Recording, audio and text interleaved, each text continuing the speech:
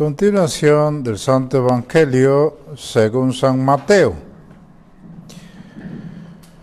En aquel tiempo, estando Jesús en una barca, pasó a la otra ribera y fue a su ciudad, Cafarnaúm. Cuando es que aquí le presentaron a un paralítico postrado en su camilla. Y viendo Jesús la fe de ellos, dijo al paralítico: Hijo, ten confianza, perdonados te son tus pecados. Y luego algunos de los escribas interiormente se dijeron: Este hombre blasfema. Y conociendo Jesús sus pensamientos, les dijo: ¿Por qué pensáis mal en vuestros corazones?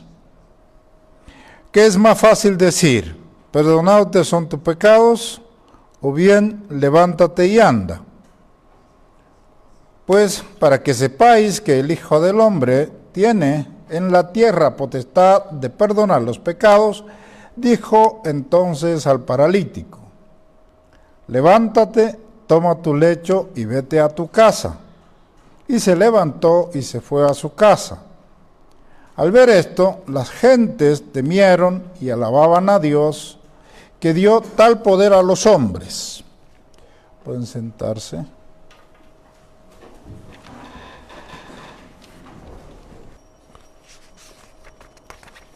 En el nombre del Padre, del Hijo y del Espíritu Santo. Amén. Hoy la Iglesia nos pone a la consideración el Evangelio de la curación de un paralítico que le presentan de manera espontánea a nuestro Señor. Nos dice el Evangelio que habiendo estado nuestro Señor del otro lado del lago, subió a una barca y atravesó el lago, llegando así a los confines de Cafarnaúm, que era su ciudad donde moraba por este tiempo, y estando precisamente en su casa, y aquí que le presentan a este hombre. San Lucas y San Marcos nos dan más detalle de este Evangelio. San Mateo es más breve en su ¿cómo se llama? En su cuento, en la historia, ¿no? San Lucas y San Marcos dicen que ellos lo que le llevaban, no encontrando cómo presentárselo a nuestro Señor a causa del gentío, pues subieron al techo y sacando una teja o varias, no sé, introdujeron por allí el hombre en su camilla delante de nuestro Señor, donde él estaba en medio de la vivienda. Y aquí que sin decir palabras, nuestro Señor, sin que alguien se lo pidiera, pero mirando el relato, o el hecho de estos hombres, inmediatamente le dice al paralítico: tus pecados te son perdonados. Curioso, porque muchas veces nuestro Señor, antes de hacer una curación, hacía que aquellos que iban a ser beneficiados pidieran la gracia. En este caso no espera a que la pidan, sino simplemente, conociendo ya el corazón de estos hombres y el arrojo que ellos tuvieron, en el cual pienso que a todos se nos pasa por la cabeza, un poco atrevidos estos hombres, porque llegan a la casa del vecino y sin mediar ningún convenio, se suben al techo y comienzan a desarmar el techo para hacer un hueco para poder introducir a este hombre. Lo que en principio tendrían que haberse llevado una reprensión, pero no, por el contrario, nuestro Señor, que aparentemente era su casa, donde estaba por lo menos en estos días, pues se admira de la fe que tienen estos hombres y entonces procede a decirle a este hombre, en el cual también había visto la fe que tenía y confiaba en que su arrepentimiento era sincero, Y por eso entonces les dice a él, tus pecados te son perdonados, pero el evangelista o los tres evangelistas dicen que mirando la fe de estos hombres. Y pienso que nuestro Señor, la fe que consideró fue el arrojo que ellos tuvieron y no escatimar ningún esfuerzo para presentárselo delante de él. Ocasión que también nuestro Señor aprovechó para dar una gran lección al pueblo de Israel y particularmente a los escribas que allí estaban, porque sabía que ellos iban a saltar, y con razón. Era muy atrevido en ese momento alguien osar perdonar los pecados, porque estaba concebido en el pueblo judío y en sus enseñanzas, en la ley, que solo Dios podía perdonar los pecados. Nadie, ningún hombre tenía esa potestad, tenía esa facultad, porque los pecados se cometen contra Dios. ¿Y cómo se pueden perdonar? Nuestro Señor quería aprovechar también esta ocasión para una enseñanza y le fue propicia. Estos hombres arrojados se abrieron el techo, se presentaron delante de nuestro Señor con su hombre en la camilla, pues no podían hacerlo de otra manera, y nuestro Señor pues se adelanta, diríamos así, en lugar de curarlo, lo perdona los pecados, lo que provocaría un cuchicheo dentro de los escribas, y decían, pero este hombre está blasfemando, ¿cómo puede perdonar los pecados? Y era una acción que nuestro Señor también necesitaba, porque después, en lontananza, nosotros tendríamos también que tener una fe parecida a la de estos hombres, porque nuestro Señor no duraba mucho tiempo y tenía que transmitir esta facultad de perdonar los pecados a los hombres. Él no era un hombre mortal como los otros, puesto que su persona se sustentaba en la persona del Verbo, y Él era Dios. La ventaja que como Dios podía determinar las cosas. Así como Dios con su palabra creó el mundo, con solo decir hágase, fiat, así también tenía la facultad para conceder a los hombres cualquier facultad que Él quisiera delegar. Y es por ello entonces que poco después de su resurrección y antes de ascender a los cielos, le da a los apóstoles esta facultad. Perdonad los pecados, aquellos a quienes se los perdonareis les serán perdonados, aquellos a quienes se los retuviereis les serán retenidos. Eso lo encontramos en el Evangelio de San Juan, y esto ya después de la resurrección. Ya a Pedro le había dado la facultad cuando le entrega las llaves, después de la confesión de Pedro, pero esto antes de su pasión. Entonces, como se arma este cuchilleo, esta murmuración entre los escribas, si bien solo en su corazón, nos dice el Evangelio, ¿no? Ellos no tuvieron tiempo de comenzar a comentar entre ellos, sino que en su corazón ya tenían estos pensamientos, ¿cómo este hombre puede perdonar los pecados? Nuestro Señor conocía perfectamente sus corazones, entonces se le adelanta y le dice, ¿qué es más fácil? Decir, tus pecados te son perdonados, o decirle, levántate y anda. Y entonces dice, para que sepáis que el Hijo del Hombre tiene en la tierra el poder de perdonar los pecados, le dijo al paralítico, que el cual verdaderamente lo estaba a la vista de todos ellos, razón por la cual no lo pudieron entrar ni siquiera en las manos, llevándolo de manos, sino que lo tuvieron que presentar en la camilla, porque no se podía mover, estaba hecho un ladrillo, diríamos. Y nuestro Señor le dice, para que sepáis entonces que el hombre tiene este poder de perdonar los pecados, le dijo al paralítico, levántate, toma tu camilla y vete a tu casa. No solamente levántate y muéstrate a los otros, sino que, por el contrario, a él que había sido llevado en camilla, a él le manda que tome su camilla, para mostrar que verdaderamente estaba recuperado de todas sus males, de todas sus dolencias, de toda su parálisis. La curación era perfecta, Y por eso entonces el hombre inmediatamente lo hace, se levanta, toma la camilla y se va a su casa. Con lo que nuestro Señor demuestra que tiene un poder extraordinario. Y así los corazones simples inmediatamente se llenan de congoja o de espanto de alguna manera, porque Dios había dado este poder tan grande a los hombres. Es decir, ellos no se asombran porque nuestro Señor hiciera la curación. Probablemente ya habían tenido noticia de la resurrección del hijo de la viuda de Naín, de la hija de Jairo también, de todas estas cosas, y sabían que era un gran profeta que hacía milagros, pero que llegara a perdonar los pecados no lo sabían. ¿Y cómo nuestro Señor lo muestra? Puesto que no se podía mostrar el perdón de los pecados, es algo interno, pero sí, entre los judíos había la costumbre de que muchas enfermedades y muchas posesiones eran a causa de los pecados cometidos anteriormente. Por eso, cuando nuestro Señor cura al ciego de nacimiento, sus discípulos después le preguntan, ¿quién pecó? ¿Sus padres o él para que naciera ciego de nacimiento? Es decir, estaban muy ligadas algunas enfermedades a los pecados cometidos, ¿no?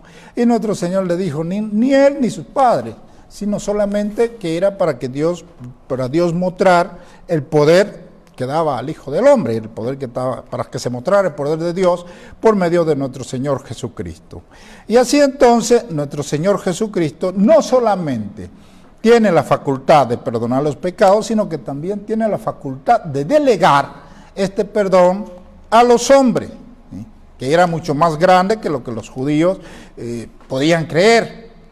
Y de hecho esto ha sido una piedra de tropiezo, porque ellos no pudieron entender que el Mesías, que habían esperado tantos años, fuera un simple hombre y con las condiciones de nuestro Señor, no solamente un hombre poderoso, que era lo que ellos esperaban, un gran caudillo que iba a venir a liberar a Israel y que le iba a dar el poderío sobre todas las naciones, lo cual fue cierto, pero no en el orden que ellos esperaban, en el orden material. No, Dios da este poder a nuestro Señor en el orden espiritual, y por lo tanto su reino, como decía bien, dice bien la anunciación, los presagios de los, de los profetas, su reino no tendrá fin, porque iba a ir de un confín al otro de la tierra. Pero como dijo nuestro Señor, delante de los jueces que le juzgaban ya en su pasión, mi reino no es de este mundo, era el reino de los cielos, era el reino de Dios que iba a establecer en la tierra. Y para ello entonces necesitaba, como no iba a permanecer todo el tiempo en la tierra, necesitaba delegar las potestades que eran delegables a los hombres. Por eso había elegido a sus apóstoles, los formaba, los preparaba, para que después ellos continuaran con esta misión. Por lo que hoy en día nosotros también podríamos admirarnos cómo es posible que un hombre pecador y lleno de pecado, y muchas veces con más pecados que los mismos penitentes, pueda tener la facultad de perdonar los pecados, porque no es obra de la carne. Así como nuestro Señor le dijo a San Pedro, cuando le había dicho que él era el Hijo de Dios, esto no te lo ha revelado la carne ni la sangre, tampoco la facultad es delegada por nuestro Señor para los apóstoles y sus,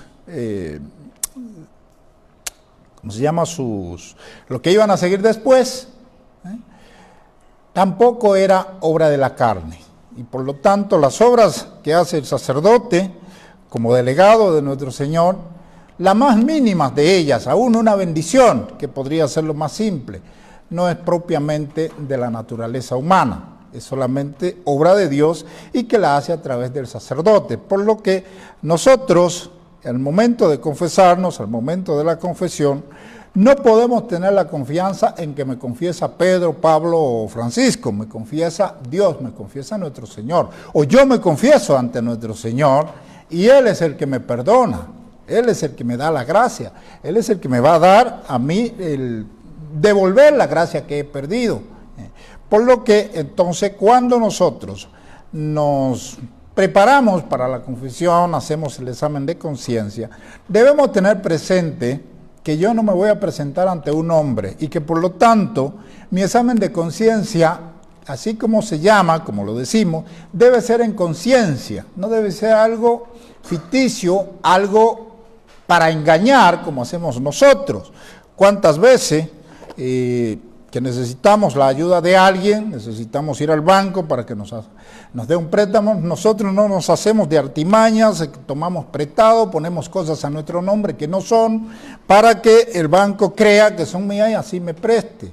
En el caso de la confesión debemos olvidarnos nosotros de todas las cosas humanas y saber que antes que nosotros ya vayamos al confesionario, Dios conoce todos nuestros pecados, por lo que de nada nos sirve a nosotros. Voy a decir pero este me lo reservo porque no quiero que Dios lo sepa. Manito, Dios lo supo primero que usted y ahí nos engañamos nosotros. Por lo que es importantísimo que nuestros exámenes de conciencia nosotros los hagamos a conciencia, pero a conciencia de que me voy a presentar ante Dios, que me voy a presentar al tribunal de Dios y que todas las trampas que yo pueda hacer en este sacramento es acumulándola para el último día, porque por ahora me presento ante cualquiera de los curas, cualquier sacerdote, incluso a veces tenemos el juego, ¿no? El culebreo de irnos a la parroquia del vecino para que no me conozcan y no sé, porque tengo que usar un pecado grueso. Se lo voy a decir a un padre que no me conozca, porque ya los otros hasta saben, me oyen el timbre de hoy, ya saben que soy yo. Entonces me voy con este padre para que no sepa.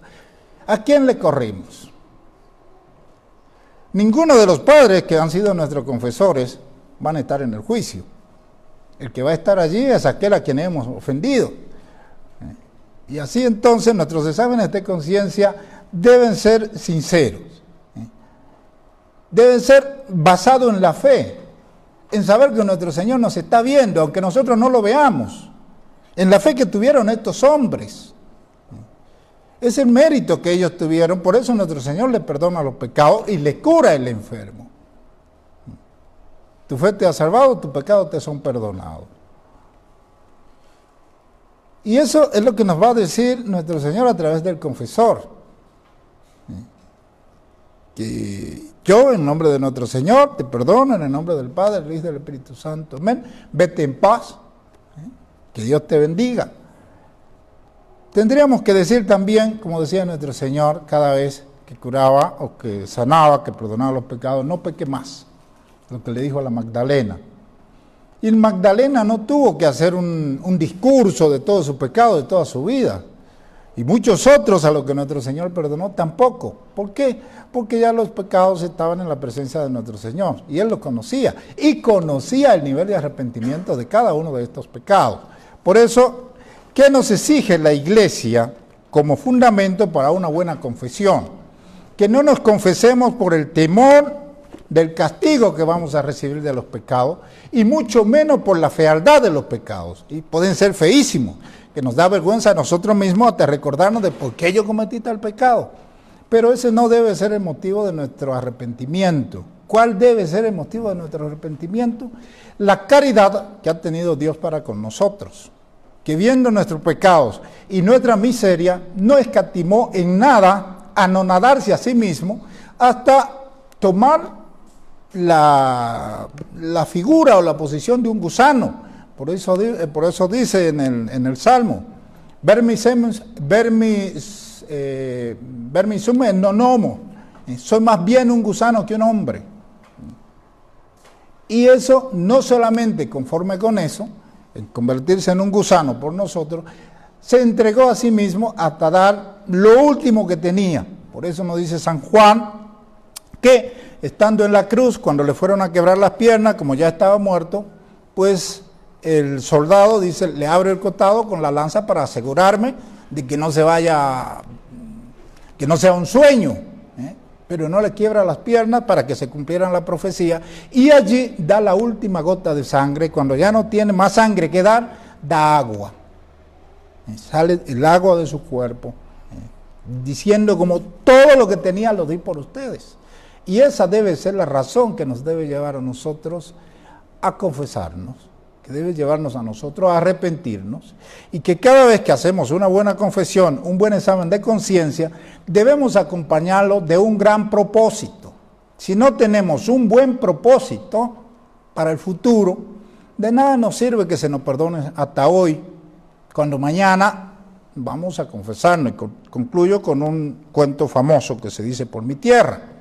Es un hombre que se iba a confesar. No sé, ustedes conocen las cabras, los chivos, ¿no? Y él se confesaba de que se robaba chivos, porque robaba los chivos del vecino. El chivo es muy rico, bien guisado, ¿no? Entonces, pues, periódicamente se hacía un guiso con chivo y le dice, bueno, padre, vengo a confesarme. ¿Y de qué te confiesa mi hijo? Y que me robé 4 chivos, pero ponga 5.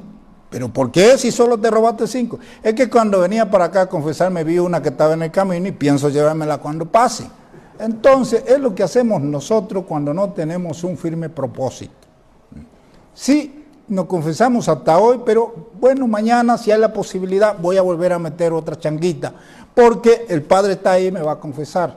Esa confesión podríamos decir para nosotros que es inválida, y por lo contrario, el día del juicio nosotros vamos a tener que rendir cuenta de eso, del mal uso que hemos hecho de los sacramentos. De manera pues, queridos fieles, que aprovechemos el Evangelio de hoy y la generosidad de nuestro Señor Jesucristo, tan ligero en perdonar. Antes de que le pidan ya está dispuesto. Y eso no solamente lo hizo con este paralítico, lo hace con todos nosotros, está esperándonos siempre.